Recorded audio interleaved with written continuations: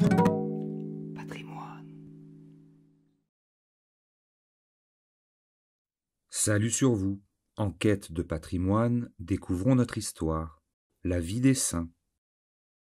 4 septembre, nous fêtons Saint Fiacre. Fils d'Eugène IV, roi d'Écosse, Feifac, plus connu sous le nom de Saint Fiacre, quitta la cour et son pays avec la princesse Syra, sa sœur, et passa en France.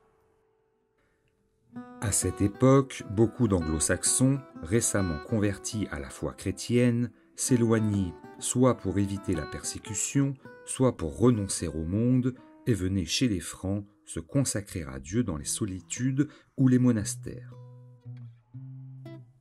Saint Pharon, évêque de Meaux, en recueillit un grand nombre. Fiacre et Syra s'étant adressés à lui sans faire connaître leur royale origine, il les reçut, l'une dans le monastère de Farmoutier, dont Sainte Phare, sa sœur, était abbesse, l'autre dans celui de Sainte-Croix. Mais désirant mener une vie plus solitaire, Saint Fiacre obtint la permission de se retirer dans une forêt voisine et d'y défricher l'espace de terrain qu'il pourrait entourer d'un fossé en une journée de travail.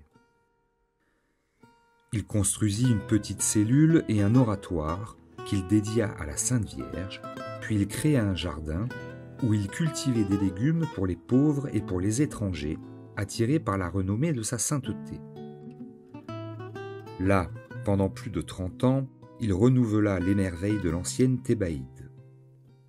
On accourait de toutes parts pour le voir et obtenir la guérison des maladies, la paix des consciences, la consolation de toutes les douleurs. Son humilité eut beaucoup à souffrir. Saint Quilien, son compatriote et son parent, le visita en revenant de Rome et révéla qui il était.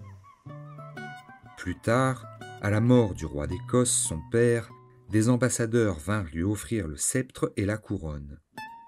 Il les écouta, appuyé sur sa bêche, ensuite il leur répondit qu'il préférait sa cabane à un palais.